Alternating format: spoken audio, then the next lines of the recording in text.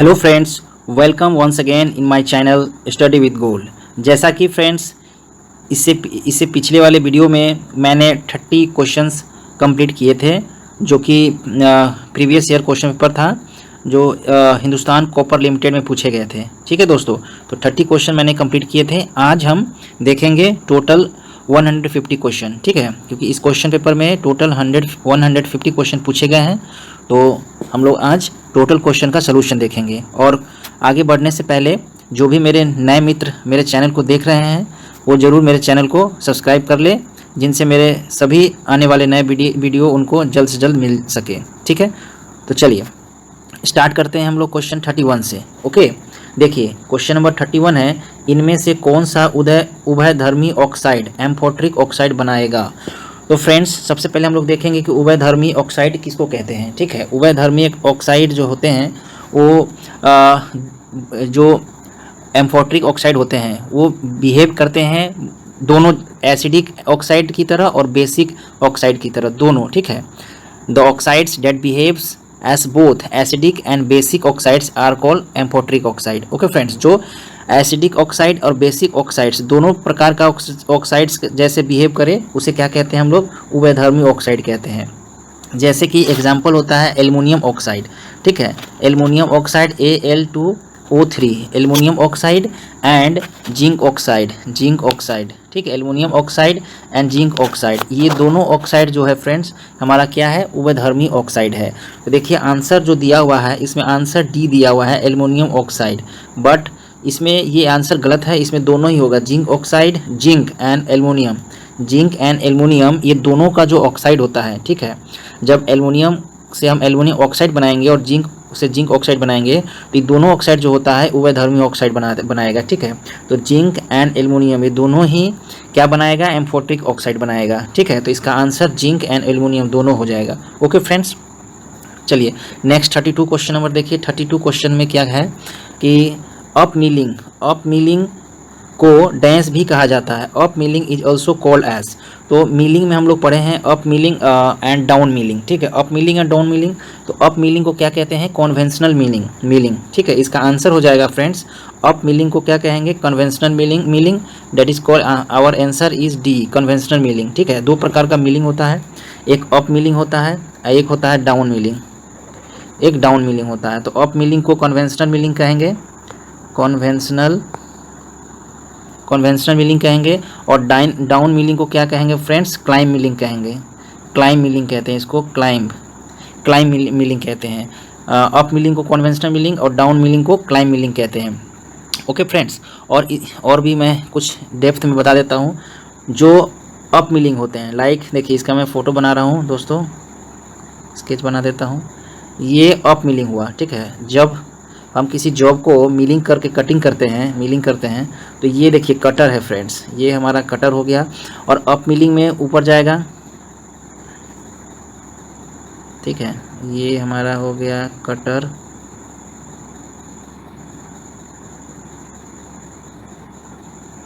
ठीक है, ये कटर हो गया। ठीक है फ्रेंड्स, तो ध्यान रखने वाली ये चीज़ है कि अप मिलिंग में क्या होता है कि द डायरेक्शन ऑफ कटर, जो कटर का जो डायरेक्शन होता है ये अपोजिट होता है किससे, feeding, the direction of feed.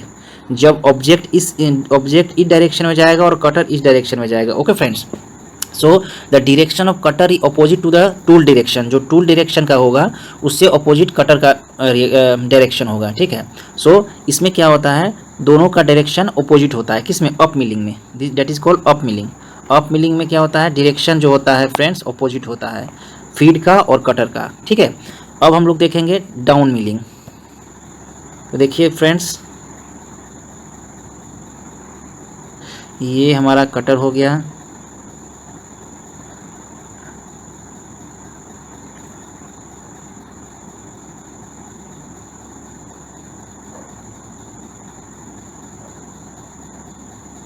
ये हो गया डाउन मिलिंग। ठीक है, ये डाउन मिलिंग हो गया।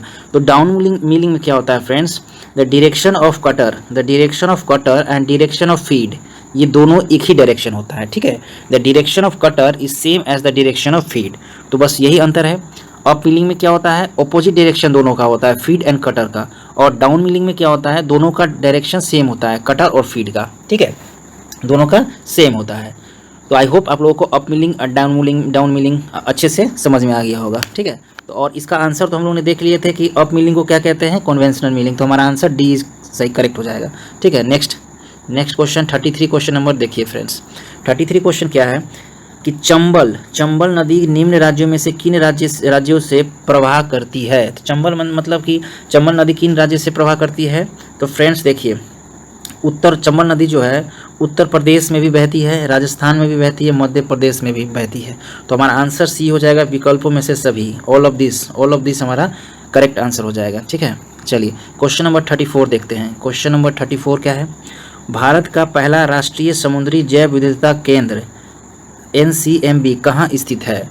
तो भारत का पहला जैव विविधता केंद्र, India's first national centre for marine biodiversity is located इन, कहाँ है फ्रेंड्स, तो जामनगर। हमारा आंसर क्या हो जाएगा, जामनगर में है। First national centre for marine biodiversity is located in Jamnagar. Okay, चलिए नेक्स्ट क्वेश्चन नंबर 35, किन सतहों के, इंग्लिश देखते हैं, for which surface is a spirit level use for testing straightness.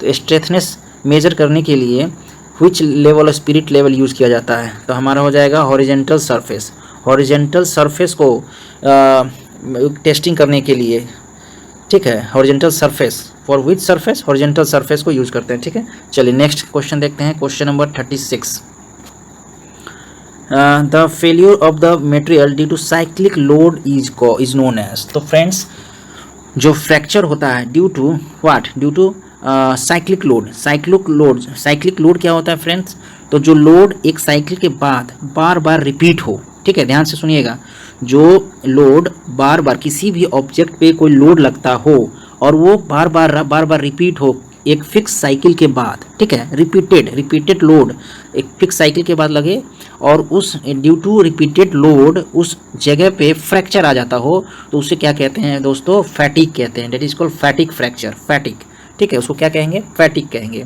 तो क्या हो जाएगा, फैटिक फ्रैक्चर। हमारा बी इज करेक्ट, ठीक है। चलिए 37, क्वेश्चन नंबर 37 देखिए, when the dispersed phase is gas and dispersing medium is solid and the type of colloid is, that type of colloid किसको कहेंगे, जब वितरित अवस्था गैस और वितरण माध्यम ठोस होता है तो क्लोराइड का प्रकार इनमें से कौन सा होता है। तो उसको क्या कहेंगे, फोम कहेंगे फ्रेंड्स, क्या कहेंगे, फोम कहेंगे, ठीक है, उसको क्या कहेंगे friends, that is called foam, उसको हम फोम कहेंगे। चलिए नेक्स्ट देखते हैं, क्वेश्चन नंबर 38 देखिए, if A is the helix angle and phi is the angle of friction, then when will the efficiency of the screw jack be maximum। तो everybody knows that screw jack का efficiency maximum कब रहता है, जब helix angle क्या होगा, alpha, helix angle alpha equal to क्या होता है, 45 degree minus phi, that is called angle of friction बटा 2 हो। ये फॉर्मूला होता है, ठीक है, ये फॉर्मूला होता है। जब मैक्सिमम इफिशिएंसी स्क्रू जैक का कब होगा, जब alpha means helix angle equal to 45 degree minus 5/2 हो जाएगा, ठीक है। तो हमारा देखिए करेक्ट आंसर कौन सा हो जाएगा, ए हो जाएगा, ठीक है। हमारा करेक्ट आंसर क्या हो जाएगा, ए, देखिए 45 अल्फा 45 माइनस 5/2 करेक्ट आंसर हमारा हो जाएगा, ठीक है। चलिए नेक्स्ट क्वेश्चन देखते हैं 39, क्वेश्चन नंबर 39 देखिए, the performance of cache memory is frequently measure in terms of quantity called, कौन सा quantity, hit ratio, that is called hit ratio. Okay friend. Next 40 number देखिए, the height by which a tooth of gear projects beyond the standard pitch circle or pitch line is technically known as। तो ये आपका gear का question है और हम जानते हैं कि गियर का जब हो, ये देखिए ये पहला वाला सर्कल, गियर का जो पहला वाला सर्कल होता है सबसे, ये देखिए पिच सर्कल, ये मान लीजिए पिच सर्कल है, ये क्या है, पिच सर्कल। तो पिच सर्कल के जो नीचे होता है ये नीचे वाला क्या होता है, डिडेंडम, इसको क्या कहेंगे, डिडेंडम, इसको क्या कहेंगे, डिडेंडम, ठीक है, इसको डेट इज कॉल्ड डिडेंडम। और एक पिच सर्कल से ऊपर वाला को क्या कहेंगे, ऊपर वाला को क्या कहेंगे, एडेंडम सर्कल, ठीक है। तो नीचे वाला को डिडेंडम, पीथ सर्कल के ऊपर वाला को एडेंडम और नीचे वाले को डिडेंडम। तो देखिए क्वेश्चन पे चलते हैं, क्वेश्चन क्या पूछ रहा था, ठीक है, क्वेश्चन पे चलते हैं। तो क्वेश्चन में पूछ रहा था फ्रेंड्स कि the height by which a tooth of gear projects beyond the standard pith circle means pith circle के ऊपर, तो उसको क्या कहेंगे, एडेंडम कहेंगे, ठीक है, दैट इज कॉल्ड एडेंडम। तो हमारा आंसर बी इज करेक्ट। अगर नीचे पूछता तो क्या हो जाता है आंसर, डिडेंडम हो जाता है, ये हो जाता है डिडेंडम, ठीक है। तो हमारा आंसर एडेंडम इज करेक्ट। चलिए नेक्स्ट क्वेश्चन पे देखते हैं, question number 41 friends, which of the following is equal to pressure of 25 metre head of water, ठीक है। तो 25 मीटर हेड ऑफ वाटर पूछ रहा है फ्रेंड्स। तो हम लोग जानते हैं कि प्रेशर, इंटेंसिटी ऑफ प्रेशर क्या होता है friends, intensity of pressure equal to W होता है वेट डेंसिटी और स्पेसिफिक वेट इनटू एच होता है हाइट। ये फॉर्मूला होता है प्रेशर इंटेंसिटी का फॉर्मूला, फ्लूइड मैकेनिक्स में आप लोग पढ़े होंगे कि pressure intensity at any point equal to weight density into height. अब देखिए प्रेशर दिया हुआ है, ठीक है, प्रेशर हमको निकालना है, प्रेशर 25 हाइट, प्रेशर हमको फाइंड आउट करना है। तो देखिए P इक्वल टू, इसका वैल्यू कितना होता है, हम जानते हैं कि इसका वैल्यू कितना होता है, 9.8 होता है। क्यों, क्योंकि वेट डेंसिटी क्या होता है फ्रेंड्स, रो इंटू जी होता है, ठीक है, रो इंटू जी होता है। और वाटर का डेंसिटी कितना होता है, 1000 kg पर मीटर क्यूब, 1000 kg पर मीटर क्यूब होता है। और जी का वैल्यू कितना है, 9.8 होता है, ठीक है, 9.8 होता है। तो यहाँ से एक जीरो कटा तो ये हो जाएगा, तो 9800, ये होता है क्या, ये होता है आपका न्यूटन में आएगा, ठीक है। इसको किलो न्यूटन कन्वर्ट कीजिए तो 1000 से डिवाइड कीजिएगा तो कितना हो जाएगा, 9.8, ये दो कट जाएगा और 9.8 आ जाएगा, ठीक है। तो देखिए तो लास्ट में हमारा वैल्यू वेट डेंसिटी का कितना आ जाएगा, 9.8। तो देखिए हम फिर से फ्रेश में कर रहा हूँ, तो P equal to W into H, ठीक है। तो देखिए W का वैल्यू कितना होगा, 9.8 इंटू एच का वैल्यू देखिए 25 दिया हुआ है, 25 दिया हुआ है, तो 25। तो इसको कैलकुलेट कीजिएगा फ्रेंड्स, तो हमारा आंसर आ जाएगा 245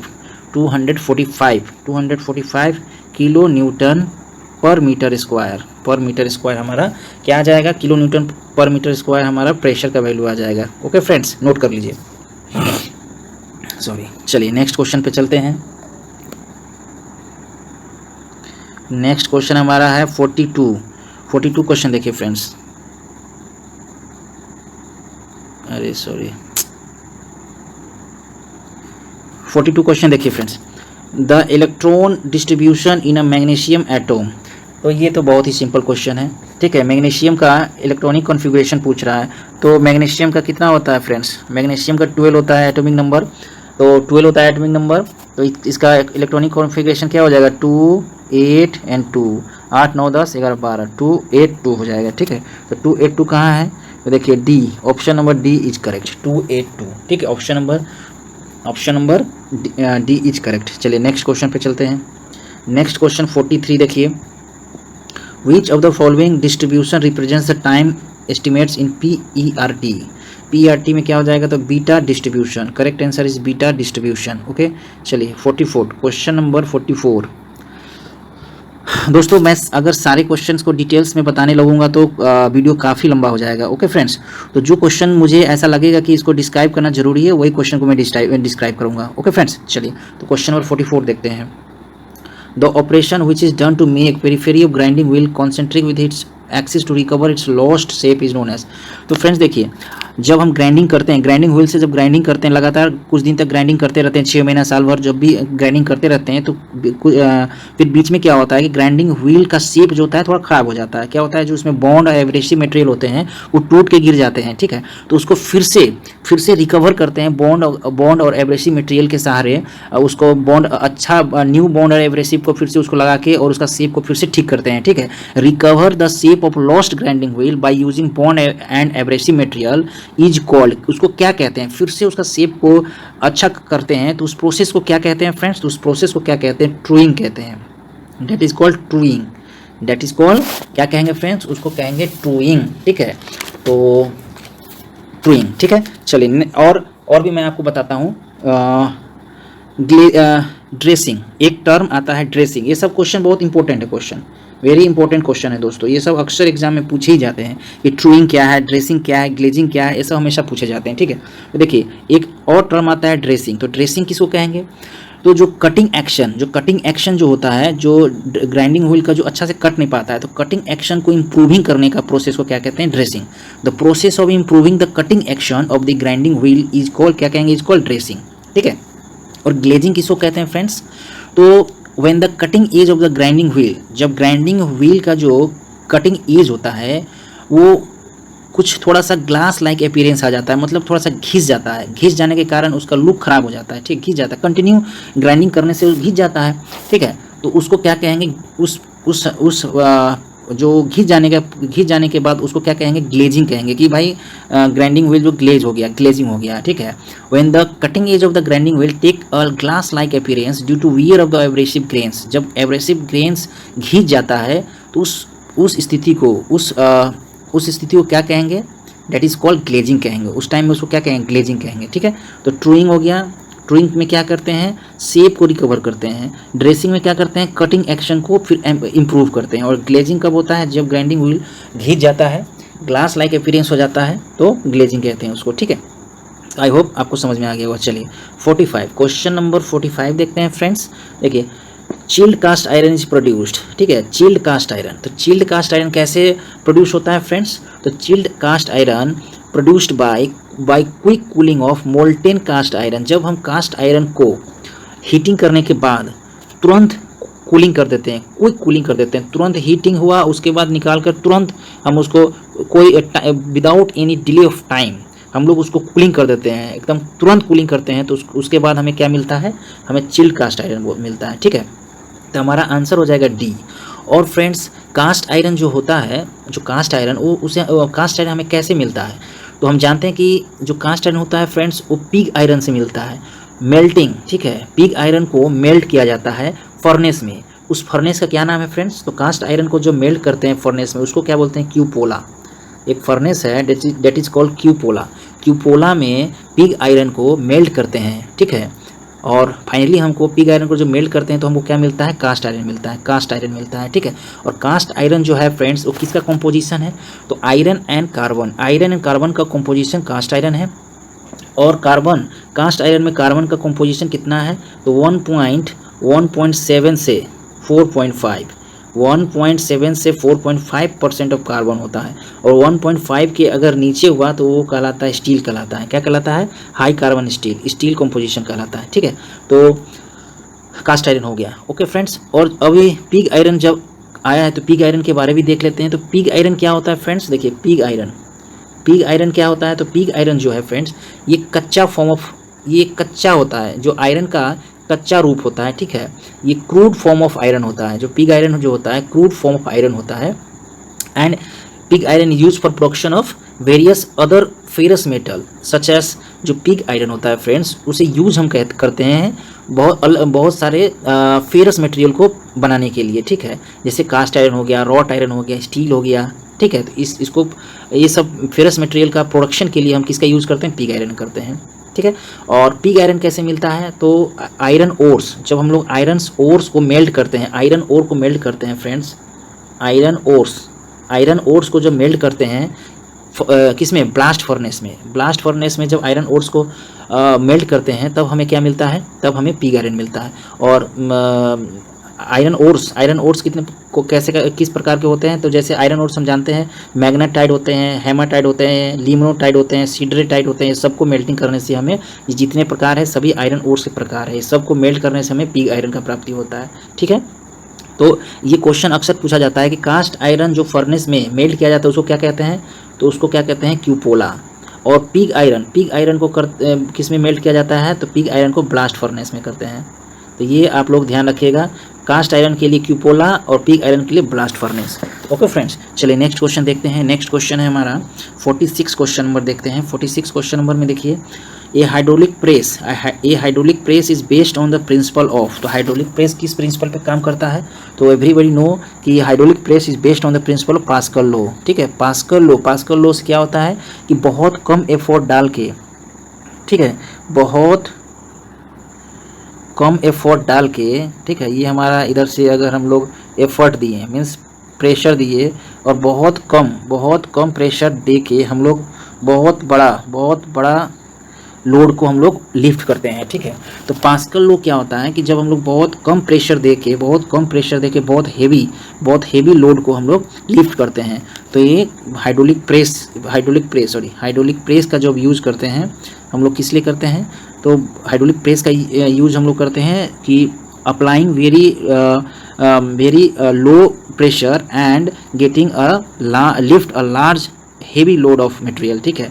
बहुत ही लो प्रेशर देके लार्ज प्रेशर ऑफ मटेरियल को लिफ्ट करते हैं, ठीक है। तो ये जो हाइड्रोलिक प्रेस है किस सिद्धांत पे काम करता है, तो पास्कल लॉ के सिद्धांत पर काम करता है। ओके फ्रेंड्स, चलिए 47 क्वेश्चन देखते हैं।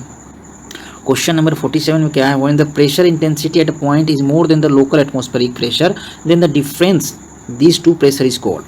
तो ध्यान रखिएगा फ्रेंड्स, जब किसी भी प्रेशर इंटेंसिटी किसी भी पॉइंट पे प्रेशर इंटेंसिटी जो लोकल एटमॉस्फेरिक प्रेशर से ज़्यादा हो तो उसे क्या कहेंगे, पॉजिटिव गेज प्रेशर कहेंगे, ठीक है, पॉजिटिव गेज प्रेशर कहेंगे। और अगर किसी भी पॉइंट पे pressure intensity local atmospheric pressure से कम हो तो क्या कहेंगे उसको, तो कहेंगे उसको नेगेटिव गेज प्रेशर कहेंगे, ठीक है, उसको क्या कहेंगे, नेगेटिव गेज प्रेशर कहेंगे।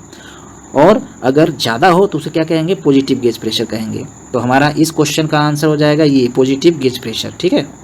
चलिए नेक्स्ट क्वेश्चन 48 नंबर देखते हैं।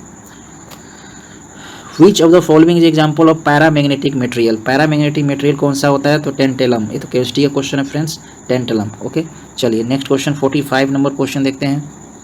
The science that deals with the relationship of various organism with their environment is known as. तो उसको क्या कहेंगे, इकोलॉजी कहेंगे, पारिस्थितिक विज्ञान कहेंगे। ओके फ्रेंड्स, चलिए क्वेश्चन नंबर 50 देखेंगे। क्वेश्चन नंबर 50 है, the sum of clearance angle, the rake angle and cutting wedge angle is always equal to. तो the sum of rake angle, clearance angle, rake angle, cutting wedge angle is always equal to कितना होता है, always equal to, एक second, always equal to 90 degree होता है। कितना होता है, 90 डिग्री होता है। ओके फ्रेंड्स, चलिए नेक्स्ट क्वेश्चन देखिए। Question number 51। क्वेश्चन नंबर 51 है कि Nixon gold cup, Nixon gold cup is associated with which sport. तो होता है, और निक्सन गोल्ड कप जो है फुटबॉल से रिलेटेड है। ओके, चलिए नेक्स्ट क्वेश्चन देखिए। नेक्स्ट क्वेश्चन है फ्रेंड्स कि निम्नलिखित में से किस देश ने 1930 में आयोजित प्रथम राष्ट्रमंडल खेलों की मेजबानी की थी।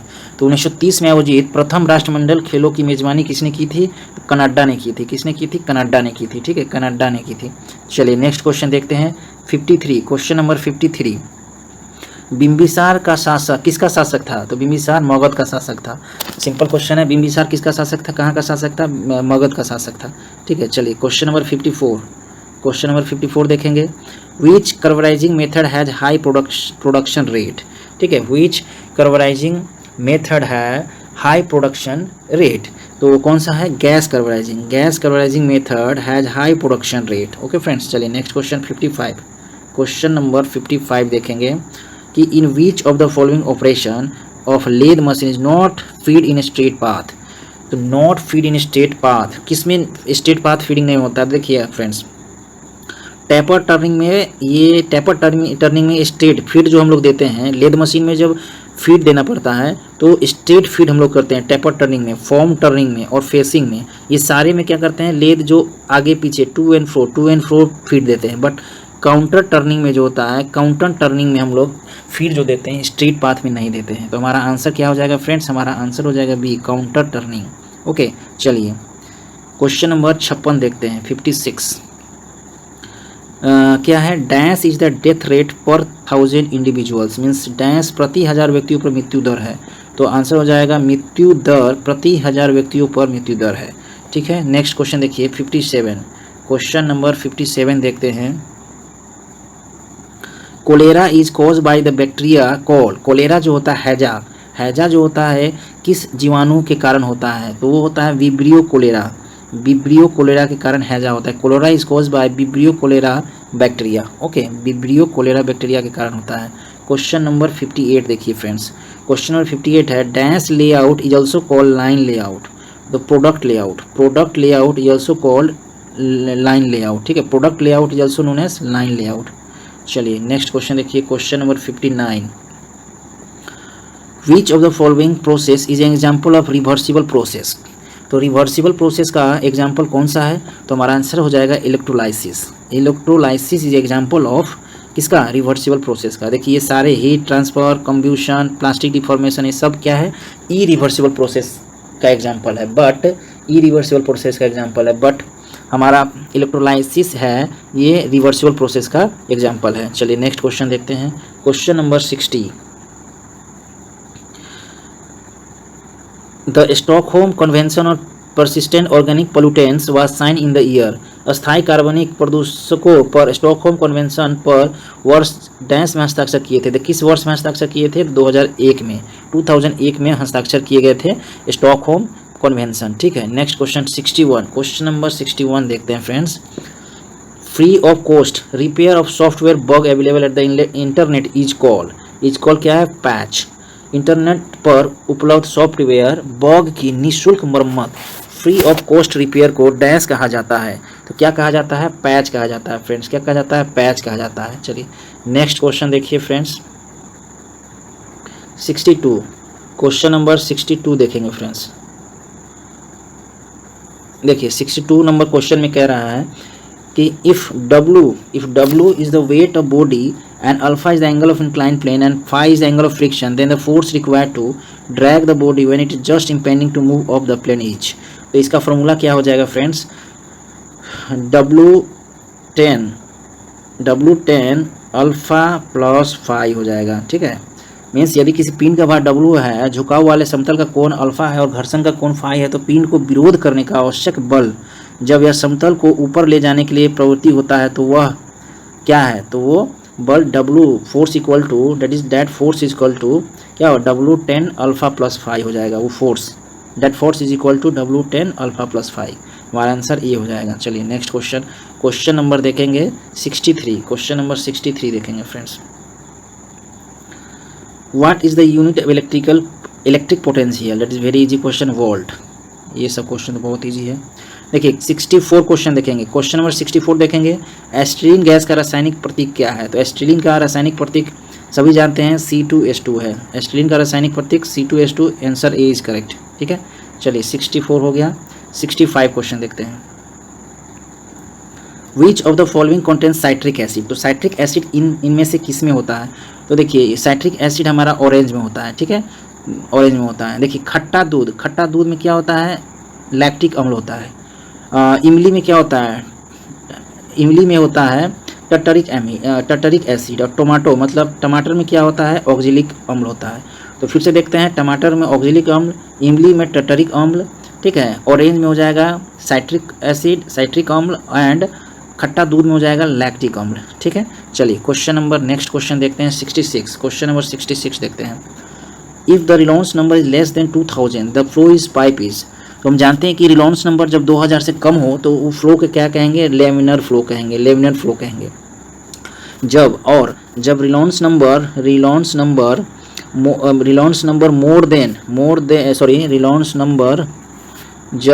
नंबर मोर देन 2800 हो, 2800 से ज़्यादा हो, तो उसे क्या कहेंगे, उसे टर्बुलेंट फ्लो कहेंगे। ठीक है, और जब रिलायंस नंबर 2000 और 2800 के बीच में हो, तो क्या कहेंगे, उसे नाइदर लेमिनर और नॉट टर्बुलेंट कहेंगे। दोनों में से किसी कुछ नहीं कहेंगे, नाइदर लेमिनर और नॉट टर्बुलेंट कहेंगे। ठीक है, और रिलायंस नंबर क्या होता है फ्रेंड्स, तो रिलायंस नंबर होता है root over inertia force, root over inertia force bye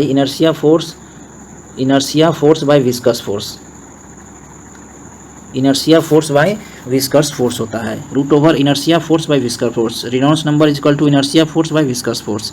ठीक है, चलिए नेक्स्ट क्वेश्चन क्वेश्चन नंबर 67 देखेंगे।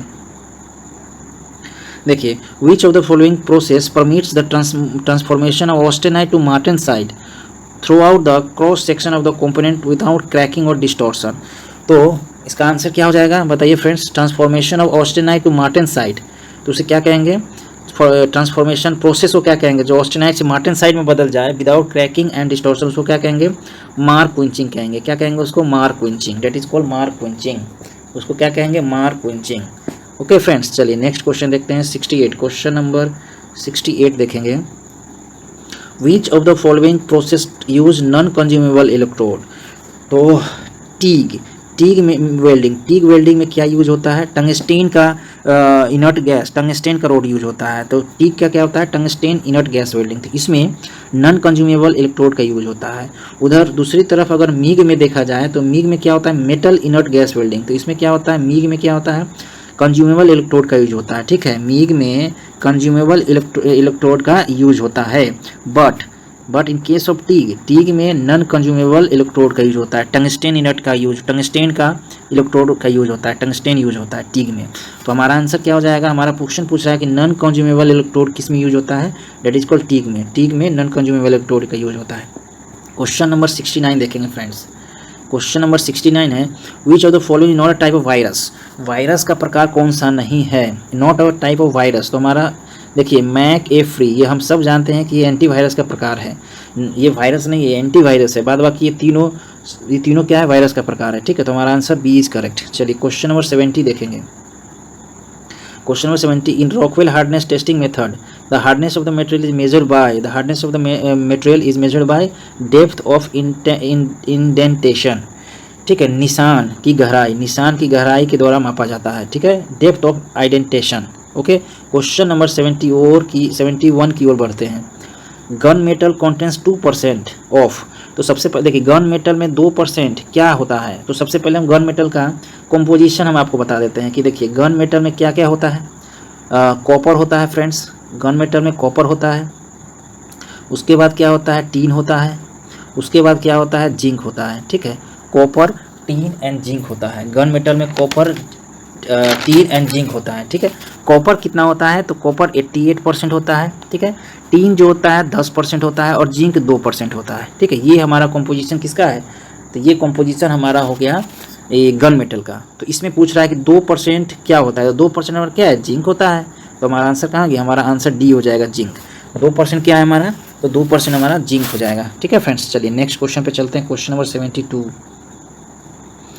आज हमें ये पूरा 150 क्वेश्चन कंप्लीट करेंगे दोस्तों। ठीक है, अगर आप लोगों को ये सीरीज़ अच्छा लग रहा होगा, ये वीडियो अच्छा लग रहा होगा, तो प्लीज़ मेरे जितने भी नए दोस्त जो ये मेरे वीडियो को देख रहे हैं, उनको अगर ऐसा लग रहा है कि ये वीडियो थोड़ा भी उनके लिए हेल्पफुल है, उनके एग्ज़ाम के लिए हेल्पफुल है, तो प्लीज़ मुझे सपोर्ट कीजिए और इनकरेज कीजिए। प्लीज़ मेरे चैनल को सब्सक्राइब, लाइक एंड अपने फ्रेंड्स सर्कल में शेयर जरूर करें फ्रेंड्स। ठीक है, चलिए नेक्स्ट 72 क्वेश्चन नंबर की ओर बढ़ते हैं।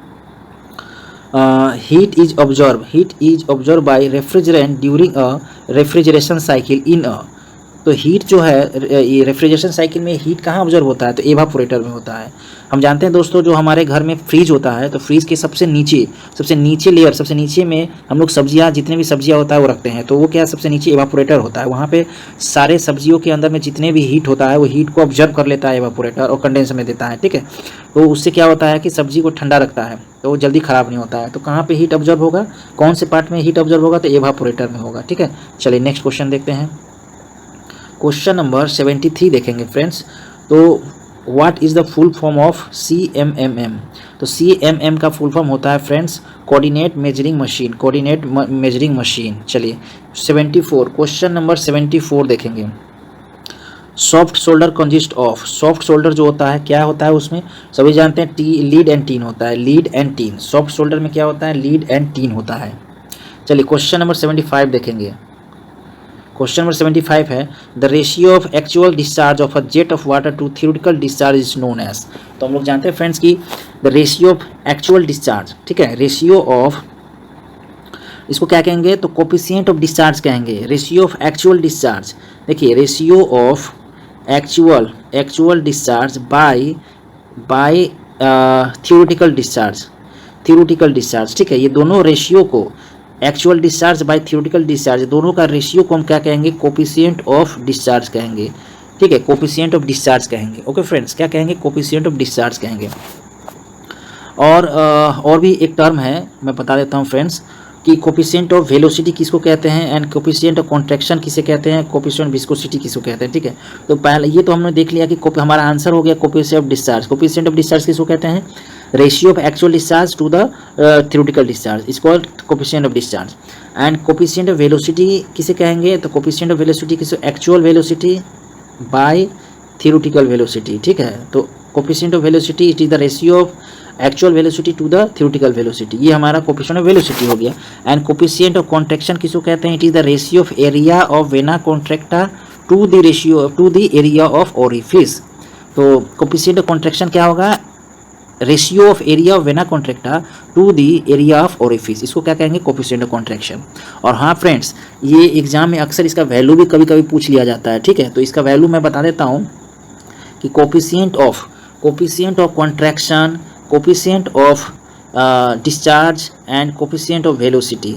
देखिए इसका वैल्यू होता है, कोफिशिएंट ऑफ कॉन्ट्रैक्शन का वैल्यू होता है 0.64 और कोफिशिएंट ऑफ डिस्चार्ज का वैल्यू होता है 0.62 एंड कोफिशिएंट ऑफ वेलोसिटी का सबसे ज़्यादा वैल्यू होता है 0.97, ठीक है।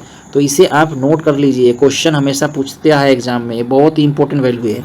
Coefficient of contraction, coefficient of discharge and coefficient of velocity, ये तीनों का वैल्यू अक्सर एग्जाम में पूछे गए हैं। सेल में पूछे गए हैं कितने बार, बोकारो सेल, अभी बोकारो सेल का एग्जाम भी होने वाला है फ्रेंड्स, क्योंकि पिछले बार जो एग्जाम हुआ तो कैंसिल हो गया था और अभी डेट देने वाला था कि ड्यू टू कोरोना फिर पोस्टपोन हो गया। तो प्लीज़ ये सब क्वेश्चंस सेल में और एसएससी जेई में पूछे गए हैं, तो ये इसको माइंड में रखिए, ठीक है, नोट कर लीजिएगा। चलिए आगे बढ़ते हैं फ्रेंड्स, क्वेश्चन नंबर 76 की ओर बढ़ेंगे। क्वेश्चन नंबर 76 देखिए, internal energy of a perfect gas depends upon. तो इंटरनल एनर्जी हम जानते हैं कि इंटरनल एनर्जी क्या होता है, temperature, only it's depend upon temperature. Internal energy किसी भी बॉडी का क्या है, टेम्परेचर पे ही तो डिपेंड होगा ना, only it's depend only and only in temperature, only on temperature, ठीक है, टेम्परेचर के ऊपर डिपेंड होता है। तो हमारा आंसर ये हो जाएगा टेम्परेचर। चलिए नेक्स्ट 77 क्वेश्चन देखेंगे। 77 क्वेश्चन देखिए, which of the following India's first Arctic research centre.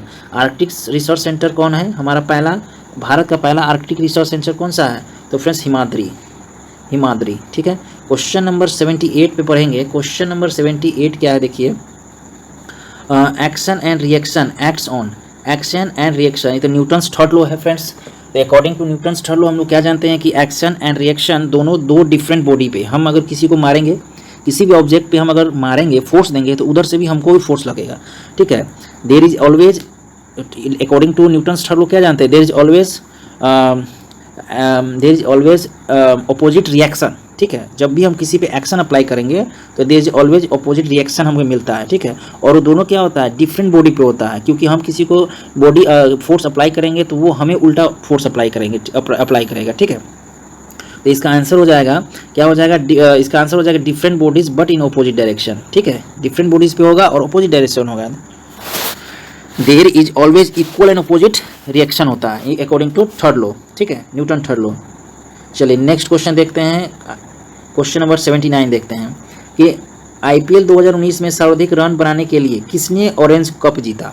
तो किसने ऑरेंज कप जीता फ्रेंड्स 2019 में, तो 2019 में कौन जीता था बताइए, 2019 का आईपीएल कौन जीता था, मुंबई इंडियंस जीता था, ठीक है। और सबसे ज़्यादा रन बनाने के लिए ऑरेंज कप किसको दिया गया था, डेविड वार्नर को दिया गया था, ठीक है। चलिए नेक्स्ट क्वेश्चन देखते हैं, क्वेश्चन नंबर 80,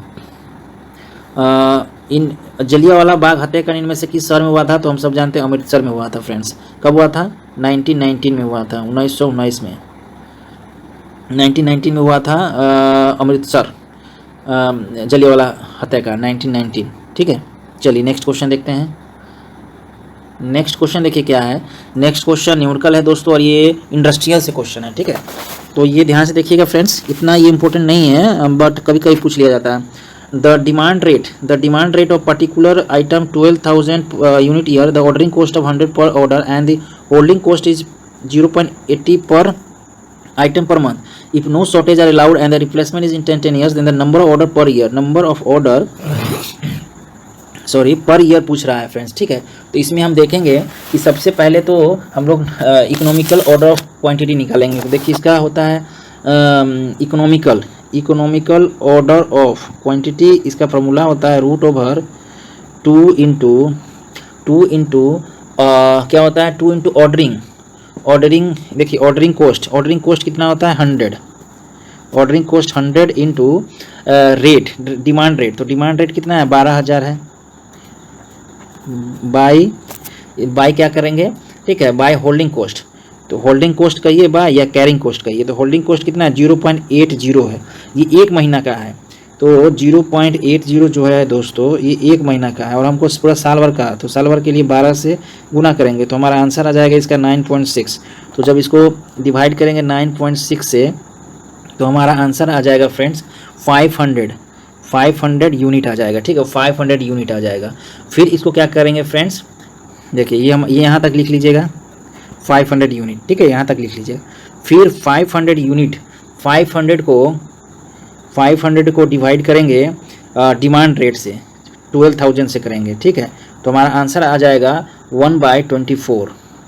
ठीक है, 1/24 आ जाएगा और 1/24 हो जाएगा तो इसको रिवर्स कर देंगे तो हमारा आंसर आ जाएगा 24।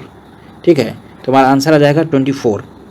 मतलब ये पूछ रहा था कि ऑर्डर, नंबर ऑफ ऑर्डर, तो साल में number of order per year number of order की कंपनी को कितना देगा, 24 ऑर्डर देना पड़ेगा उसको। ठीक है, तो हमारा आंसर हो जाएगा डी 24। ओके फ्रेंड्स, चलिए नेक्स्ट क्वेश्चन देखते हैं। क्वेश्चन नंबर 82 देखते हैं फ्रेंड्स। ठीक है, विच of the following is the input component of material requirement planning system.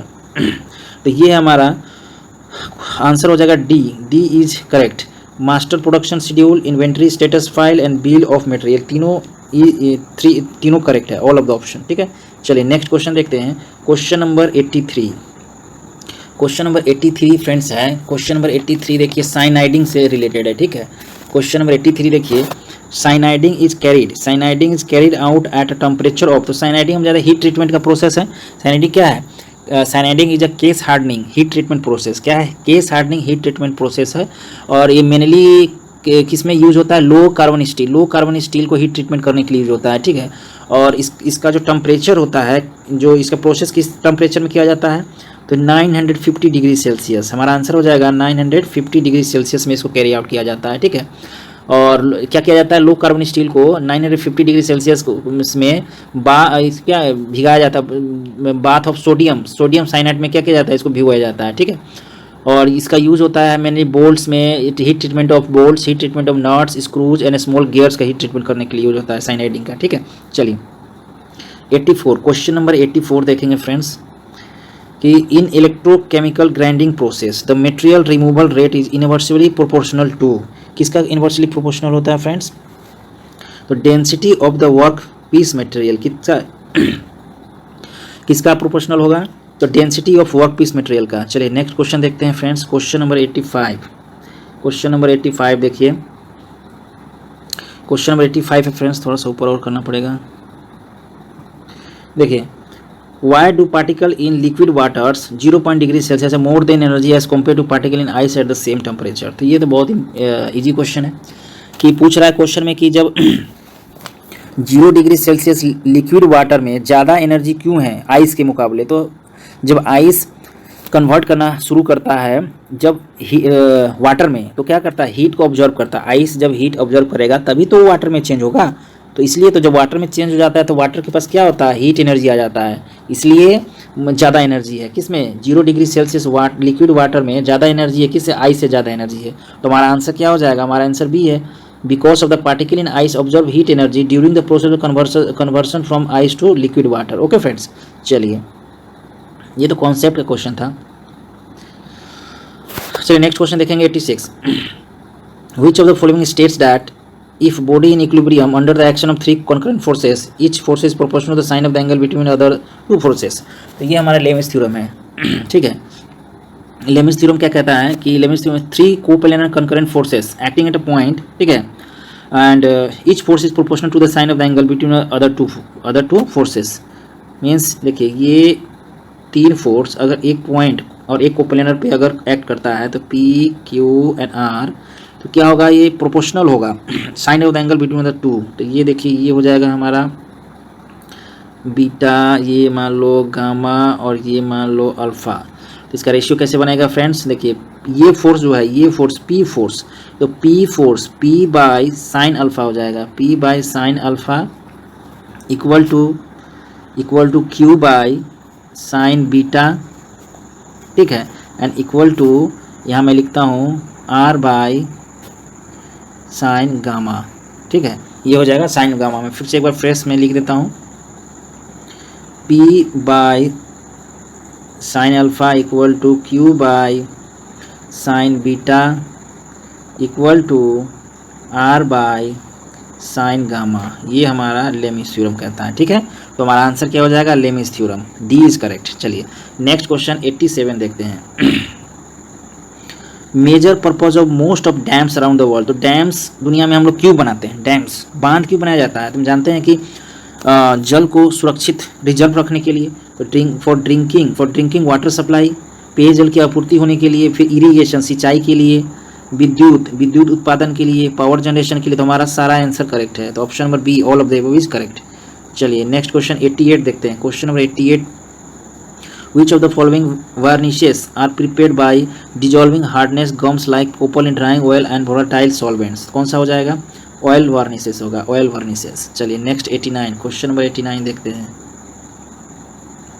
The ability of material to resist deformation or deflection under stress is known as, under stress किसको क्या कहेंगे, तो जो resist करता है डिफॉर्मेशन अंडर स्ट्रेस, जो stress अगर किसी भी मटेरियल पे अगर स्ट्रेस दिया जाए और रेजिस्ट करता है, डिफॉर्मेशन नहीं होने देता है अपने अंदर, रेजिस्ट करता है, डिफॉर्मेशन नहीं होने देता, उस प्रॉपर्टी को क्या कहते हैं फ्रेंड्स, तो उसको क्या कहेंगे, स्टिफनेस। होता है ना, बहुत स्टिफ है यार, स्टिफनेस मतलब उसके अंदर कोई डिफॉर्मेशन नहीं होने देता है, that is called stiffness. Okay friends, चलिए नेक्स्ट पे चलते हैं। नेक्स्ट 90 नंबर देखिए friends. Dash is a process for placing a thin phosphate coating on steel, sorry, so dash is a process of placing a thin phosphate coating on steel, तो हमारा हो जाएगा पर्कराइजिंग। ठीक है, पार्कराइजिंग क्या कहते हैं कि किसी कोटिंग, फॉस्फेट कोटिंग, किसी भी ऑब्जेक्ट पे फॉस्फेट कोटिंग जब हम लोग देते हैं तो उसको क्या कहते हैं, पर्कराइजिंग। गैल्वेनाइजिंग किसे कहते हैं, तो जिंक कोटिंग, जब हम किसी भी ऑब्जेक्ट पे मेटल पे क्या जिंक कोटिंग करते हैं तो उसको क्या कहते हैं, गैल्वेनाइजिंग, और जब फॉस्फेट करेंगे तो क्या कहेंगे, पर्कराइजिंग। ओके चलिए नेक्स्ट देखिए question number 91 friends. Question number 91 में क्या है कि बल युग्म couple, the distance between the force acting in a couple is a finite variable distance. Couple किसको कहते हैं दोस्तों, दो इक्वल एंड अपोजिट फोर्स किसी पे अगर अप्लाई हो तो that form a couple. Okay, वो क्या होता है, फाइनाइट वेरिएबल डिस्टेंस हो, दोनों के बीच में डिस्टेंस फाइनाइट होता है। ठीक है, चलिए नेक्स्ट क्वेश्चन 92 देखते हैं। 92 क्वेश्चन देखिए, which of the following diagrams looks like a fish bone, तो cause and effect diagram look like a fish bone. Okay, चलिए देखिए नेक्स्ट क्वेश्चन 93 क्वेश्चन देखिए फ्रेंड्स। 93 क्वेश्चन देखिए, the working cycle of two stroke engine is completed in dash revolution of crankshaft. तो two stroke cycle हम जानते हैं कि friends, to stroke cycle में एक चक्कर लगाता है, एक पूरा चक्कर, एक वन रिवोल्यूशन जब पूरा चक्कर लगा देता है, कौन, क्रैंकशैफ्ट में, क्रैंकशैफ्ट जब पूरा एक चक्कर लगाता है तो उसमें क्या होता है, टू स्ट्रोक साइकिल इंजन में क्या होता है, suction compression, power stroke and exhaust stroke, चारों स्ट्रोक एक ही क्रैंकशैफ्ट, एक ही रिवोल्यूशन ऑफ क्रैंकशैफ्ट में हो जाता है। ठीक है, ये टू स्ट्रोक साइकिल इंजन में होता है, जबकि फोर स्ट्रोक साइकिल इंजन में क्या होता है, ये चार प्रोसेस होने के लिए कौन कौन सा, सक्शन, कंप्रेशन, ठीक है, suction, compression, power stroke and exhaust, इस चारों प्रोसेस होने के लिए फोर स्ट्रोक साइकिल में दो रिवोल्यूशन करता है, कौन, crankshaft. But in case of two stroke cycle engine ये चारों स्ट्रोक होने के लिए एक रिवोल्यूशन क्रैंकशैफ्ट में ही कंप्लीट हो जाता है। ठीक है, तो हमारा आंसर हो जाएगा वन रिवोल्यूशन ऑफ क्रैंकशैफ्ट। ओके, चलिए नेक्स्ट क्वेश्चन 94 क्वेश्चन नंबर देखिए फ्रेंड्स। क्वेश्चन नंबर 94 है, रामसर सम्मेलन डैश के संरक्षण से संबंधित है। तो रामसर सम्मेलन किसके संरक्षण से संबंधित है, तो फ्रेंड्स आर्द्र भूमियों के संरक्षण से, किससे, आर्द्र भूमियों। ठीक है, आर्द्र भूमियों के संरक्षण से संबंधित है। वेटलैंड्स क्या है फ्रेंड्स, आर्द्र भूमि वेटलैंड से संबंधित है। ठीक है, सी इज करेक्ट। चलिए 95 देखेंगे फ्रेंड्स। क्वेश्चन नंबर 95 देखेंगे। 95 क्या है, steel containing less than 0.15% of carbon content is known as. तो स्टील, कौन सा स्टील है जिसमें 0.15% ऑफ कार्बन कॉन्टेंट होता है, तो उसको क्या कहते हैं, उसको हम कहते हैं डेड माइल्ड स्टील। ठीक है, मैं आपको सारे स्टील के कंपोजिशन लिखवा देता हूँ, आप लोग नोट कर लीजिए फ्रेंड्स, बहुत ही इंपॉर्टेंट है। देखिए डेड माइल्ड स्टील, देखिए दोस्त, देखिए पहला लिखिए डेड माइल्ड स्टील। ठीक है, डेड माइल्ड स्टील, उसके बाद हो जाएगा आपका low carbon steel, and medium carbon steel, then उसके बाद हाई कार्बन स्टील, ठीक है। और लो कार्बन स्टील को क्या कहेंगे, माइल्ड स्टील भी कहते हैं, ठीक है, माइल्ड स्टील भी कहते हैं। तो देखिए डेड माइल्ड स्टील में क्या होता है, लेस देन 0.15% ऑफ कार्बन, ठीक है, डेड माइल्ड स्टील में। लो कार्बन स्टील में क्या होता है, 0.15 टू 0.45% ऑफ कार्बन होता है, ठीक है, 0.15 से 0.45। एंड मीडियम में क्या होता है, 0.45 से 0.145 से 0.8, ठीक है, 0.8। और हाई कार्बन स्टील में कितना होता है फ्रेंड्स, 0.8 से 1.5% होता है। तो ये नोट कर लीजिए, फिर से मैं बता देता हूँ। डेड कार्बन स्टील में लेस देन 0.15, लो कार्बन स्टील में 0.15 से 0.45, मीडियम कार्बन स्टील में 0.45 से 0.8 एंड हाई कार्बन स्टील में 0.8 से 1.5% ऑफ कार्बन होता है, ठीक है। आप नोट कर लीजिए इसको। और हाई कार्बन स्टील में कितना बताया मैंने, 0.8 से 1.5, और 1.5 से लेके अगर 4.5 तक रहे तो इसको क्या कहेंगे, 0.15 से 4.5 तक रहे तो इसको हम क्या कहेंगे दोस्तों, कास्ट आयरन। इसको हम कास्ट आयरन कहेंगे। कास्ट आयरन में कितना परसेंट रहता है, इसका कितना परसेंट रहता है कार्बन का कंटेंट, तो कार्बन कंटेंट कितना होता है दोस्तों, 1.5 से 4.5 होता है, 1.5 से 4.5। चलिए नेक्स्ट देखते हैं फ्रेंड्स, नेक्स्ट क्वेश्चन देख लेते हैं। नेक्स्ट क्वेश्चन है 96 देखिए, which of the following is not an angular measuring instrument.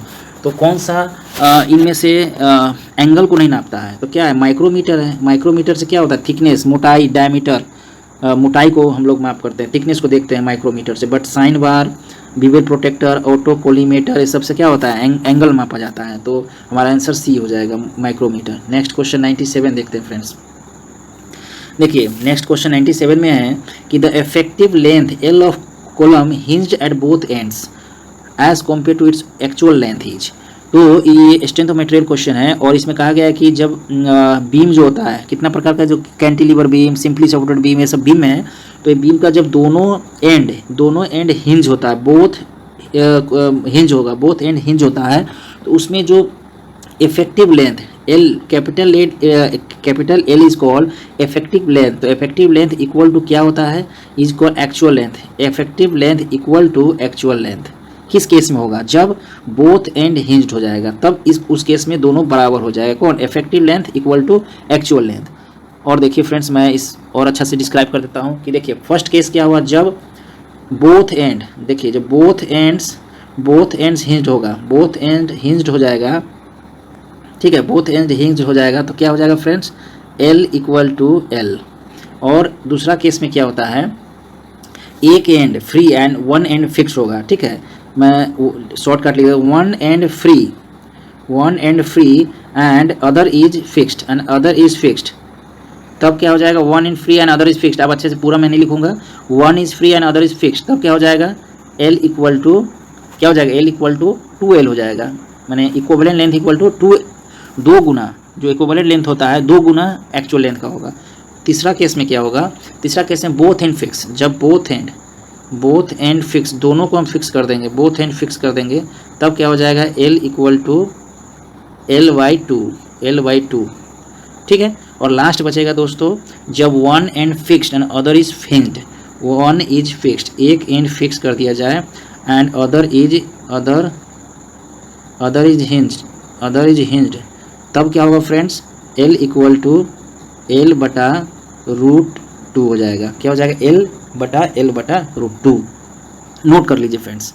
देखिए मैं फिर से एक बार आपको बता देता हूँ कि बोथ जब केस होगा, बोथ एंड हिंज्ड, दोनों एंड हिंज्ड हो जाएगा, तो L इक्वल टू L हो जाएगा। Equivalent length equal to actual length. जब one end free and one end fixed, एक फ्री हो और दूसरा फिक्स्ड हो, तब L इक्वल टू 2L हो जाएगा। बोथ एंड फिक्स्ड, दोनों को फिक्स कर दिया जाए तो L इक्वल टू L/2 हो जाएगा। और एक फिक्स कर दिया जाए और अदर इज हिंज, तो L/√2 हो जाएगा। ओके, चलिए नोट इसको कर लीजिएगा फिर, बहुत ही इंपॉर्टेंट ये सब है। चलिए नेक्स्ट क्वेश्चन देखते हैं। नेक्स्ट क्वेश्चन है दोस्त 98। नेक्स्ट क्वेश्चन 98 देखते हैं। चलिए नेक्स्ट क्वेश्चन में क्या है, इन MS ऑफिस, देखिए इन MS office what is the maximum font size you can apply for any character, तो हम जानते हैं कि 1638 फॉन्ट साइज होता है, ठीक है। क्वेश्चन नंबर 99 देखिए friends, if 1 kg of mixture of steam contains 0.8 kg of dry vapor and 0.2 kg of moisture, then the dryness fraction, तो ड्राइनेस फ्रैक्शन निकालने के लिए बोलता है, तो ड्राइनेस फ्रैक्शन क्या होता है, mg प्लस mf, ठीक है। mg क्या है दोस्तों, mg है हमारा, mg क्या होता है, mg is equal to dry mass of dry vapour कितना है 0.8 और total mass of dry vapour कितना है mg ड्राई वेपर 0.8 और नीचे कितना टोटल, मतलब मास ऑफ ड्राई वेपर और मास ऑफ वेट वेपर दोनों कितना है 0.2 और 0.8 दोनों को मिलाएंगे तो 1 हो जाएगा, डिवाइड बाई 1, तो आंसर कितना हो जाएगा, आंसर ऑटोमेटिक लास्ट 0.8 ही तो होगा ना आंसर हमारा। तो चलिए इसका आंसर हो जाएगा 0.8। बस फार्मूला याद रखिएगा, ड्राइनेस फ्रैक्शन का फार्मूला होता है friends mg mass of dry vapour by divided by mg plus mf, ठीक है, mass of dry vapour plus mass of wet vapour. चलिए 100, क्वेश्चन नंबर 100 देखिए friends, which of the following example of flow production, तो flow production का example कौन है, gas and oil. Next question देखिए 5G प्रणाली, which of the following Japanese term 5S methodology of represent the meaning of sine, सिसो। Next question देखिए 102, a meander drive is a dash shaft mechanism, कौन सा है, three शेफ्ट mechanism, ठीक है। Question number 103 देखिए, question number 103, which of the following elements maximum atomic radius, तो maximum atomic radius सब फिजिक्स केमिस्ट्री फिजिक्स सब कुछ साइंस का क्वेश्चन है, इजी है। आप लोग इसका अगर कोई क्वेश्चन नहीं समझ में आ रहा है तो फिजिक्स केमिस्ट्री का क्वेश्चन आप लोग अच्छा से थोड़ा बुक में देख लीजिएगा, ठीक है, क्योंकि सारे क्वेश्चन अगर बताने लगूंगा तो वीडियो बहुत ही ज़्यादा लंबा हो जाएगा। ओके फ्रेंड्स, बट आप लोग वीडियो में बने रहिएगा और सारा क्वेश्चन देखिए, आई होप आपको बहुत मजा आएगा। सारे क्वेश्चन जितने भी टेक्निकल क्वेश्चन है वो स्पेशली बहुत इंपॉर्टेंट है, तो टेक्निकल क्वेश्चन को देखिए, ठीक है। चलिए तो इसका आंसर क्या हो जाएगा, एटॉमिक रेडियस किसका सबसे ज़्यादा है, तो सोडियम का हो जाएगा, ठीक है। चलिए 104 देखिए फ्रेंड्स, 104 है, the horizontal component of the tensile force is a wire that makes 60 degree horizontal carrying a force 20 kilo Newton, तो हॉरिजॉन्टल कंपोनेंट पूछ रहा है, तो हॉरिजॉन्टल कंपोनेंट क्या हो जाएगा फ्रेंड्स, इसका फॉर्मूला हो जाएगा, देखिए दोस्तों, हॉरिजॉन्टल कंपोनेंट x बटा 20 बाई cos 60, तो cos 60 मैं लिखूंगा नहीं, डायरेक्ट यहाँ वैल्यू लिख देता हूँ फ्रेंड्स। cos 60 का वैल्यू कितना होता है, हाफ होता है, तो 2 10 जा 20, तो x का वैल्यू कितना आ जाएगा, हॉरिजॉन्टल कंपोनेंट कितना आ जाएगा 10 आ जाएगा, 10 किलो न्यूटन आ जाएगा, ठीक है। हमारा आंसर हो जाएगा ए 10 किलो न्यूटन। चलिए नेक्स्ट क्वेश्चन 105 देखेंगे friends, sigma comparator is a type of mechanical comparator, sigma comparator is a type of mechanical comparator. चलिए 106, क्वेश्चन नंबर 106 देखिए फ्रेंड्स, क्वेश्चन नंबर 106 क्या है, थोड़ा सा ऊपर करना होगा, which theory of failure will use for aluminum components under steady loading, तो steady loading में कौन सा फेलियर होता है फ्रेंड्स, तो मैक्सिमम शेयर स्ट्रेस थ्योरी देखते हैं। चलिए देखेंगे, to what degree are the edge of the optical flats bevel, जो ऑप्टिकल फ्लैट्स बीवेल होता है कितने डिग्री में उसका कटिंग एज होता है, कितना डिग्री, तो 45 डिग्री होता है, ठीक है। चलिए क्वेश्चन नंबर देखेंगे 108, क्वेश्चन नंबर 108 देखिए friends, which of the following extensive property, तो एक्सटेंसिव प्रॉपर्टी इंटेंसिव प्रॉपर्टी आपको पता होगा दोस्तों कि इंटेंसिव, पहले देखते हैं इंटेंसिव प्रॉपर्टी जो होता है वो सारे सिस्टम पे डिपेंडेंट नहीं होता है, इंडिपेंडेंट होता है, ठीक है, उसको क्या कहेंगे, इंटेंसिव प्रॉपर्टी कहेंगे। और एक्सटेंसिव प्रॉपर्टी क्या होता है, जो पूरे सिस्टम पे डिपेंड करता है, अगर सिस्टम से थोड़ा भी कुछ निकाल लिया जाए तो उसका वैल्यू अलग हो जाएगा। जैसे मान लीजिए मास 10 केजी मैंने, मान लीजिए मैंने 10 केजी चावल ले लिया, ठीक है, और 10 केजी चावल में से अगर थोड़ा भी चावल अगर मैं निकाल दिया तो उस चावल का वेट और टोटल वेट अलग हो जाएगा, एक तो नहीं रहेगा, एक नहीं ना रहेगा। तो देखिए वॉल्यूम हो गया, ये क्या हो गया, एक्सटेंसिव प्रॉपर्टी हो गया, ठीक है। उसी तरह से इंटेंसिव प्रॉपर्टी देखते हैं फ्रेंड्स, तो इंटेंसिव प्रॉपर्टी क्या होता है कि लाइक टेम्परेचर, मान लीजिए ये रूम है आपका, तो ये रूम में जो भी टेम्परेचर, अगर मैं बीचों बीच एक दीवार अगर मैंने खड़ा कर दिया तो क्या होगा, इस रूम का जो टेम्परेचर होगा वो भी इस रूम का टेम्परेचर होगा, ठीक है। और अगर मैंने पूरे रूम को डिवाइड कर दिया, बहुत सारे पार्ट्स में डिवाइड कर दिया, ठीक है, तो सारे पार्ट्स सारे पार्ट्स का टेम्परेचर सेम होगा, ठीक है, कोई अलग नहीं होगा। इसका जो टेम्परेचर है वो भी इसी का होगा, इसका जो होगा इसका होगा। तो ये क्या होता है, इंडिपेंडेंट होता है। ये जो इंटेंसिव प्रॉपर्टी होता है वो डिपेंड नहीं करता है, ठीक है। और एक्सटेंसिव प्रॉपर्टी सिस्टम पे क्या होता है, डिपेंड करता है। तो हमारा ये एक्सटेंसिव प्रॉपर्टी पूछ रहा है, मतलब सिस्टम पे डिपेंड करता हो। तो देखिए वॉल्यूम जो है डिपेंड करता है, क्या है। और एक चीज़ ध्यान रखिएगा, जितने भी स्पेसिफिक प्रॉपर्टी होता है, जैसे specific density, specific volume, specific pressure, जितना भी स्पेसिफिक अगर लग गया तो वो इंटेंसिव प्रॉपर्टी होता है, ठीक है। मैं एक्सटेंसिव इंटेंसिव प्रॉपर्टी का और भी अच्छे से वीडियो लाऊंगा मैं आप लोगों को, ठीक है, थर्मोडायनामिक्स का। चलिए नेक्स्ट क्वेश्चन पे चलते हैं। Question number 109, the ability of a material to absorb energy in the elastic region तक जो एनर्जी ऑब्जॉर्व करता है उसको क्या कहेंगे फ्रेंड्स, तो उसको रेसिलियंस कहते हैं, ठीक है। और इलास्टिक रीजन तक, और स्ट्रेस और स्ट्रेस डायग्राम आप लोग को पता ही होगा कि स्ट्रेस स्ट्रेस डायग्राम क्या है फ्रेंड्स। देखिए ये ये ओ है, ये ए है, ये बी है, ये बी, ये सी, ये डी एंड ए ई, ठीक है। तो देखिए ओ ए प्रोपोर्शनल लिमिट, बी हो गया अपर critical point, lower critical point, ठीक है। एंड ये हो गया अल्टीमेट स्ट्रेस, ये अल्टीमेट स्ट्रेस बोल सकते हैं या मैक्सिमम स्ट्रेस ही बोल सकते हैं। और इसको क्या बोलेंगे, फ्रैक्चर स्ट्रेस बोलेंगे, ब्रेकिंग स्ट्रेस ही बोलते हैं, ठीक है। चलिए नेक्स्ट देखते हैं फ्रेंड्स। तो हमारा आंसर क्या हो जाएगा, हमारा आंसर हो जाएगा the ability of material to absorb energy in the elastic region is equal to resilience कहेंगे, ठीक है। इलास्टिक रीजन तक अगर उसको ऑब्जर्व करता है एनर्जी को तो रेसिलियंस प्रॉपर्टी कहलाता है। चलिए 110, विच of the following is a disadvantage of most of the renewable energy source, unreliable supply, इसका डिसएडवांटेज हो जाता है अविश्वसनीय आपूर्ति। चलिए नेक्स्ट 111 देखते हैं फ्रेंड्स। 111 क्वेश्चन देखिए क्या है, the moment of inertia of solid cylinder of mass m, radius r and length l about the longitudinal axis or polar axis is mr square by 2, क्या होगा, mr square by 2 हो जाएगा, mr square बटा 2, ठीक है friends, mr square बटा 2। चलिए next question देखिए फ्रेंड्स 112 देखिए friends, the term gating is metrology में, मेट्रोलॉजी क्वेश्चन है फ्रेंड्स कि the term gating is metrology means that, क्या हो जाएगा टर्म गेटिंग, ये हो जाएगा आपका ruling or closely space producing, ठीक है, periodic pattern without blank gaps, ठीक है। ये थोड़ा सा मेट्रोलॉजी का क्वेश्चन है फ्रेंड्स कि रेखाएं जो होती हैं, रेखाएं के रिक्त स्थान के बिना आवधिक पैटर्न बनाते हुए अधिक निकट स्थिति होती है।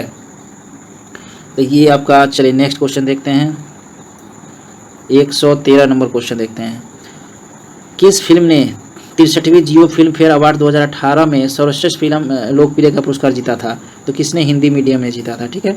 चलिए नेक्स्ट क्वेश्चन देखते हैं, 114 नंबर देखिए, 114 नंबर देखिए, the velocity which with the water approaches a notch is called velocity of approach, क्या कहते हैं, the velocity with which the water approaches a notch is called velocity of approach। चलिए 115 question number 115 देखेंगे, how do the hard disk record information, तो कैसे information record करता है, magnetisation से रिकॉर्ड करता है, ठीक है। मशीन लैपिंग में कठोर सामग्री के लिए डेंस तक का दाब आरोपित किया जाता है। तो क्वेश्चन नंबर 116 देखेंगे फ्रेंड्स, क्वेश्चन नंबर 116 देखेंगे, क्वेश्चन 116 देखिए फ्रेंड्स, क्या कहता है कि in machine lapping for hard materials pressure up to dash is applied, तो लैपिंग के लिए कितना प्रेशर अप्लाई करना पड़ता है, तो 0.5 न्यूटन mm स्क्वायर का प्रेशर अप्लाई करना पड़ता है लैपिंग में, ठीक है, लैपिंग में करना पड़ता है, ओके। चलिए 117 देखेंगे, which of the following example of diffuse reflection का कौन सा एग्जाम्पल, रिफ्लेक्शन ऑन रोडवे, ठीक है। क्वेश्चन नंबर 118 देखिए फ्रेंड्स, क्वेश्चन नंबर 118 देखिए friends, pinch effect in welding is the result of, जो पिंच इफेक्ट है किसी कारण होता है फ्रेंड्स, तो ये इलेक्ट्रोमैग्नेटिक फोर्स के कारण होता है, ठीक है। चलिए क्वेश्चन नंबर 119 देखिए, pilot is an example for which operating principle of material handling plan, pilot the unit load principle, ठीक है। चलिए 120 नंबर क्वेश्चन देखिए, communication between computer and keyboard involves, computer और कीबोर्ड के बीच संचारण में डैश ट्रांसमिशन शामिल होता है, क्या? सिंप्लेक्स, ठीक है। चलिए क्वेश्चन नंबर 121 देखेंगे, the unit moment of inertia mass, तो क्या the unit of moment of inertia mass क्या होता है? mr² होता है, ठीक है। The unit of moment of inertia mass क्या होता है? तो m का क्या हो जाएगा? kg, और r का रेडियस का क्या हो जाएगा? मीटर स्क्वायर, ठीक है। kg मीटर स्क्वायर क्या हो जाएगा फ्रेंड्स? kg मीटर स्क्वायर हो जाएगा, ठीक है। चलिए नेक्स्ट क्वेश्चन देखते हैं, 122 नंबर देखते हैं friends. Who among the following released the book मन की बात, ए सोशल रिवोल्यूशन ऑन रेडियो इन 2019? तो मन की बात किसने पुस्तक लिखी थी दोस्तों? तो अरुण जेटली ने पुस्तक का विमोचन किया था, ठीक है। किसने किया था? इसने रिलीज किया था, अरुण जेटली ने विमोचन किया था, ठीक है, मन की बात। चलिए क्वेश्चन नंबर 23 देखते हैं, Gantt chart is a type of chart which illustrate the, Gantt chart जो होता है फ्रेंड्स किसको दर्शाता है? गैंट चार्ट जो होता है किसको दर्शाता है? प्रोजेक्ट का पूरा शेड्यूल को दर्शाता है, ठीक है। चलिए क्वेश्चन नंबर 124 देखेंगे, क्वेश्चन नंबर 124 है, if alpha is angle of projection and u is the velocity of projection for a project then horizontal range, तो रेंज का फॉर्मूला पूछ रहा है, फिजिक्स का क्वेश्चन फ्रेंड्स। तो रेंज का फॉर्मूला क्या होता है?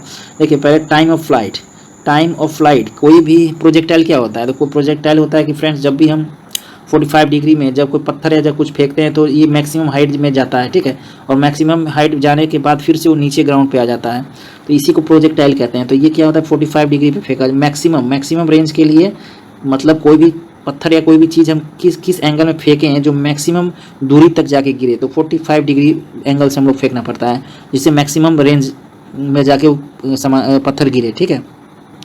तो देखिए फ्रेंड्स, टाइम ऑफ फ्लाइट मतलब टाइम ऑफ फ्लाइट क्या होता है? जब तक वो ऊपर, जब हम पत्थर फेंकते हैं तो ऊपर जाता है, ठीक है, ऊपर जाता है और फिर नीचे आता है, तो टोटल टाइम को टाइम ऑफ फ्लाइट कहते हैं, ठीक है। और मैक्सिमम हाइट, ये पूरा ऊपर जाता है तो इसको मैक्सिमम हाइट कहते हैं, और रेंज क्या कहते हैं? रेंज इसका और इसका डिस्टेंस को रेंज कहते हैं, ठीक है। तो इसमें फॉर्मूला पूछ रहा है, किसका पूछ रहा है? रेंज का। तो देखिए टाइम ऑफ फ्लाइट का फॉर्मूला पूरा लिख लीजिए, मैं तीनों को बता देता हूँ आपको, ठीक है। टाइम ऑफ फ्लाइट का क्या होता है? 2u, ठीक है, 2u साइन अल्फा बटा जी होता है, ये हो गया आपका टाइम ऑफ फ्लाइट, ठीक है। और फिर से हो गया ये आपका रेंज हो जाएगा u² साइन 2 अल्फा बटा जी हो जाएगा, ठीक है। और ये लिख लीजिए, ठीक है, नोट कर लीजिए। उसके बाद बचेगा हाइट, तो हाइट क्या होता है? Height equal to u² sine square alpha बटा 2g होता है, ठीक है। इसको नोट कर लीजिए दोस्तों, हाइट ऑफ फ्लाइट है ये।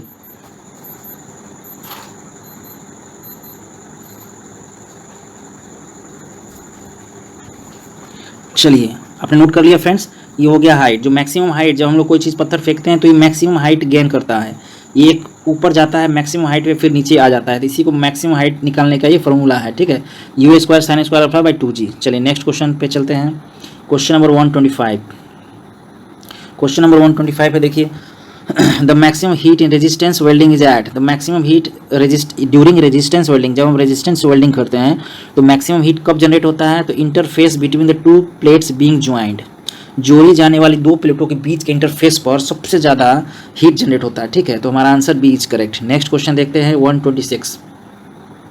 क्वेश्चन नंबर 126 देखेंगे friends, which part of the box type solar cooker is responsible for producing the greenhouse effect of trapping maximum heat for light rays? तो ये हो जाएगा हमारा glass seat cover. Next question देखिए 127 question देखते हैं friends, the lower critical point for all steel, ये very very very important question है फ्रेंड्स, बहुत सारे एग्जाम पे आया है कि the lower critical point for all steels, सभी स्टील्स के जो लोअर क्रिटिकल पॉइंट है वो क्या है? 723 डिग्री सेल्सियस, ये नोट कर लीजिएगा, 723 डिग्री सेल्सियस है, ठीक है। चलिए next question 128, which of the following is the most common substrate material for hot dip metal coating, metal coating के लिए सबसे अच्छा कौन सा? स्टील है, ठीक है। चलिए next question 129, what is the value of acceleration due to gravity of Earth? Very easy question, 9.8 metre प्रति सेकेंड स्क्वायर, ठीक है। चलिए नेक्स्ट क्वेश्चन देखिए, auto cycle is a constant dense cycle. कौन सा साइकिल? ऑटो साइकिल को कौन सा साइकिल कहते हैं? तो कांस्टेंट वॉल्यूम साइकिल कहते हैं ऑटो साइकिल। ऑटो साइकिल जो पेट्रोल साइकिल जो होता है, पेट्रोल साइकिल किस साइकिल पे काम होता है? ऑटो साइकिल पे काम करता है, ठीक है। और ऑटो साइकिल कैसा होता है? देखिए मैं बताता हूँ। Auto cycle constant volume cycle होता है। ये हो गया पीवी डायग्राम, ठीक है। तो ये इस ऐसा होता है, देखिए, ठीक है। ये ऐसा होता है 1 2 3 4, ठीक है, 1 3 4। तो ये देखिए दो कांस्टेंट, जो ऑटो साइकिल में दो कांस्टेंट वॉल्यूम साइकिल होता है और दो वॉल्यूम कांस्टेंट वॉल्यूम, दो कांस्टेंट वॉल्यूम प्रोसेस होता है और दो, एक ये और एक ये, दो आइसेंट्रोपिक एडिवेटिक प्रोसेस होता है, ठीक है। और इसको auto cycle constant volume cycle इसलिए कहते हैं क्योंकि हीट एडिंग और रिजेक्शन दोनों ही कांस्टेंट वॉल्यूम में होता है, ठीक है। इसलिए इसको कांस्टेंट वॉल्यूम साइकिल कहा जाता है। और वहीं अगर डीजल साइकिल पूछा जाए तो डीजल साइकिल को कांस्टेंट प्रेशर साइकिल कहा जाता है, ठीक है। और इसका जो इफिशिएंसी होता है, ऑटो साइकिल की इफिशिएंसी क्या होता है? 1 - 1 बाय कंप्रेशन रेशियो गामा -1, ठीक है, गामा -1। ये हो गया आपका इफिशिएंसी ऑफ ऑटो साइकिल, ठीक है। चलिए नेक्स्ट क्वेश्चन देखते हैं। 131 question. In an air standard auto cycle the compression ratio is 7, find the cycle. अभी मैंने फॉर्मूला बताया, उसको अप्लाई कर दीजिएगा दोस्तों। 1 - 1 बाय कंप्रेशन रेशियो कितना है? 7। तो 7 और गामा का वैल्यू कितना होता है? 1.4 होता है गामा का वैल्यू, हम जानते हैं गामा का वैल्यू कितना होता है? 1.4। तो 1.4 - 1, ठीक है, तो कितना? 0.4 हो जाएगा। तो 1 - 1/7 0.4, ये कैलकुलेट कर लीजिएगा, आंसर आ जाएगा, ठीक है। आंसर कितना हो जाएगा? 54% आ जाएगा, ओके। चलिए नेक्स्ट क्वेश्चन 132 देखते हैं। 32 क्वेश्चन देखिए। Limiting force of friction is the. तो लिमिटिंग फ्रिक्शन पूछ रहा था। लिमिटिंग फ्रिक्शन क्या होता है? Friction force acting when the body is just about to move. जैसे ही मूव करने के लिए स्टार्ट होता है उस टाइम का जो फ्रिक्शन होता है उसको क्या कहते हैं? लिमिटिंग फ्रिक्शन कहते हैं। जो जिससे लिमिट होता है, मोशन को लिमिट करता है, उसको लिमिटिंग फ्रिक्शन कहते हैं। चलिए नेक्स्ट क्वेश्चन 133 देखते हैं। Which computer application scans, test and converts into readable form in computer? तो सब जानते हैं ऑप्टिकल कैरेक्टर रिकॉग्नाइजर, OCR जो हम लोग अपना मोबाइल में इंस्टॉल करके रखे हुए हैं, जिससे हम लोग फोटो खींचते हैं और रीडेबल बनाते हैं उसको, तो OCR ऑप्टिकल कैरेक्टर रिकॉग्नाइजर। चलिए क्वेश्चन नंबर 134 देखिए। In BCD mode maximum possible character set size is character set of 64। चलिए 135 देखिए। A stream line and equipotential line in 2 dimensional inviscid flow field are perpendicular to each other. चलिए 136 देखिए friends. The moment of inertia of circular area of diameter divides diameter axis. तो moment of inertia of circular section का moment of inertia क्या होता है? π/64d4।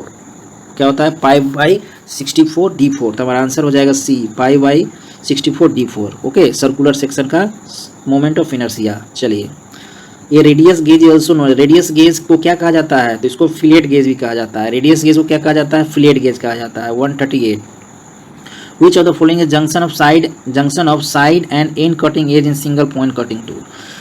तो क्या होता है friends? Single point cutting tool में वो पॉइंट जहां side and end cutting edge दोनों आके मिलता हो, कॉमन पॉइंट हो, तो उसको क्या कहेंगे? नोज कहते हैं। That point is called knows.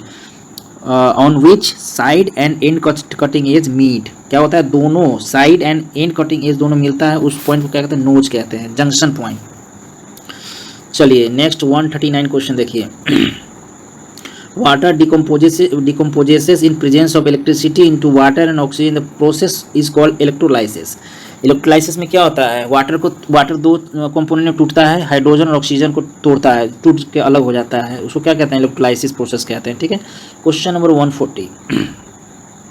The malleability is the property of the material by virtue of which material. तो मेलाबिलिटी क्या कहते हैं? मेलाबिलिटी के कारण कोई मटेरियल को आप बाय अप्लाइंग फोर्स आप उसको थिन शीट में कन्वर्ट कर सकते हैं। मतलब उसके अंदर प्लास्टिसिटी होना चाहिए, प्लास्टिसिटी बहुत ज़्यादा होना चाहिए, तभी तो परमानेंट डिफॉर्मेशन उसके अंदर आ जाता है। और क्या करता है वो? हैमरिंग, बाय हैमर और किसी भी चीज़ से हम लोग अप्लाई करके उसको थिन शीट में हम लोग कन्वर्ट करते हैं। That property is called malleability. तो कैन बी रोल और hammer into thin sheet, that is called malleability. और डक्टिलिटी क्या होता है? कैन बी, देखिए ductility can be drawn into wires with application of tensile force. Ductility मतलब कोई भी किसी भी वायर को जब हम लोग अगर टेंसाइल फोर्स मतलब खींचते हैं तो बहुत लंबा तक पतला हो जाए, पतला वायर बन के बहुत लंबा तक खींचा चला जाए बिना टूटे हुए, तो उसको क्या डक्टिलिटी प्रोसेस कहते हैं, ठीक है। और देखिए इसको क्या कहेंगे, रिगेन शेप एंड साइज, आप बता रही हैं तो इलास्टिसिटी हो गया। Retains the deformation under load, इसको क्या कहेंगे, परमानेंटली जो डिफॉर्म हो जाए उसको क्या कहेंगे, सॉरी प्लास्टिसिटी कहेंगे। तो देखिए इसको प्लास्टिसिटी कहेंगे, इसको इलास्टिसिटी कहेंगे, इसको डक्टिलिटी कहेंगे। और इसका तो हमारा आंसर ही हो गया, ये क्या है, मेलाबिलिटी कहते हैं। थिन शीट में कन्वर्ट करते हैं तो उस प्रॉपर्टी को क्या कहेंगे, मेलाबिलिटी कहेंगे। ओके फ्रेंड्स, चलिए नेक्स्ट क्वेश्चन देखते हैं। क्वेश्चन नंबर 141 देखिए, shear thickening fluid is also known as, shear thickening fluid is also known as dilatant।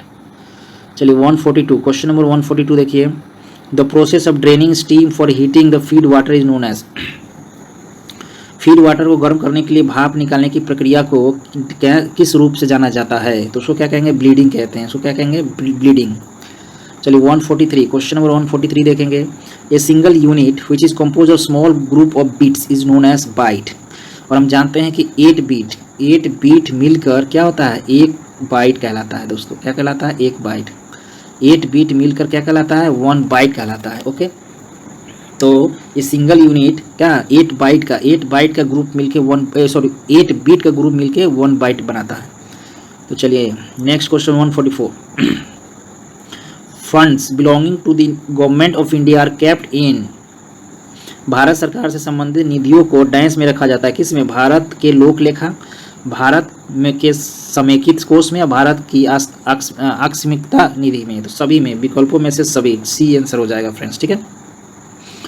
चलिए 145, क्वेश्चन नंबर 145 देखेंगे फ्रेंड्स, भारत की पहला समुद्रशाला कहाँ बनाई गई है, तो कोची में बनाई गई है समुद्रशाला, ठीक है। क्वेश्चन नंबर 146, जोहानसन गेज को अन्यथा डैश भी कहा जाता है, क्या कहा जाता है, जोहानसन गेज को क्या कहा जाता है दोस्तों, स्लीप गेज भी कहा जाता है।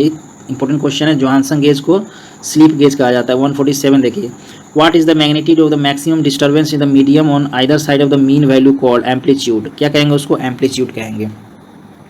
148, क्वेश्चन नंबर 148 में क्या दिया है, the square root of the ratio of inertia force due to flow to the elastic force is fluid is known as, उसको क्या कहेंगे फ्रेंड, मैक नंबर कहेंगे। मैक नंबर क्या है, Mach number is the ratio of inertia force root over inertia force to the elastic force, to the क्या है, elastic force.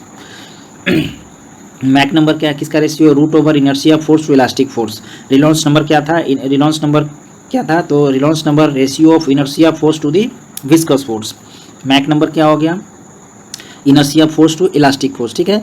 और fraud number क्या है, तो फ्रॉड नंबर हो जाता है root over inertia force to the gravity force हो जाएगा दोस्तों। Froude number gravity force, inertia force to gravity force, ठीक है। चलिए क्वेश्चन नंबर 149 देखेंगे दोस्तों। क्वेश्चन नंबर 149 देखिए, which of the flowing phase is obtained as the end product after complete heat treatment cycle in Oss tempering process। Means Oss tempering process heat treatment है, उस last heat treatment के बाद, complete होने के बाद हमें last phase में क्या मिलता है दोस्तों, ठीक है।